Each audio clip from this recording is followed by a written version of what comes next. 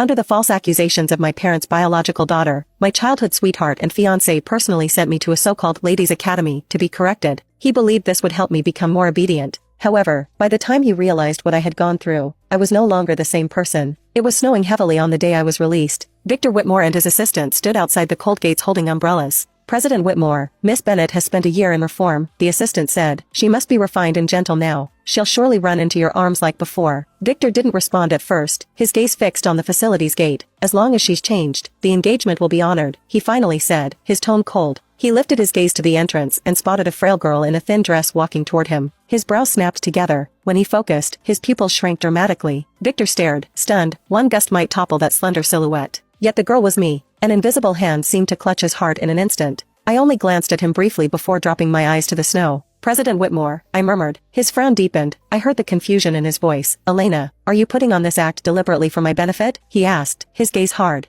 My throat felt dry. Where's my brother? I was told he'd be the one picking me up. A maid quickly informed me. Your brother went out with Annie to pick out a necklace. The chill in the air froze my face, but I could only feel the deep ache inside. So he's with Annabelle, I thought bitterly. Julian had stopped being my brother long ago. Victor took a long look at me. The program did an adequate job. Remember, you're still the eldest Miss Bennett, and our engagement still stands. Eldest Miss Bennett? I repeated softly, eyes still down. Inside, I felt as hollow as the snow underfoot. A year of punishment and silence had scraped me raw. Victor's eyes narrowed. Why are you still standing there? Get in the car. My clothes are filthy, I said. I'll dirty your seats. He snapped. Ever since you walked out, you've worn that ghost face. What do I owe you? You think a year of discipline was unfair? You're paying for your mistake. I didn't argue. I stood still, wordless. He growled, get in, and climbed in, slamming the door so hard I almost lost my balance. After a moment, I moved toward the car, opened the front passenger door, and sat beside the driver. Victor's assistant stared, stunned. I didn't care. 2 seconds passed before Victor flung open the door again, yanked my wrist, and dragged me out.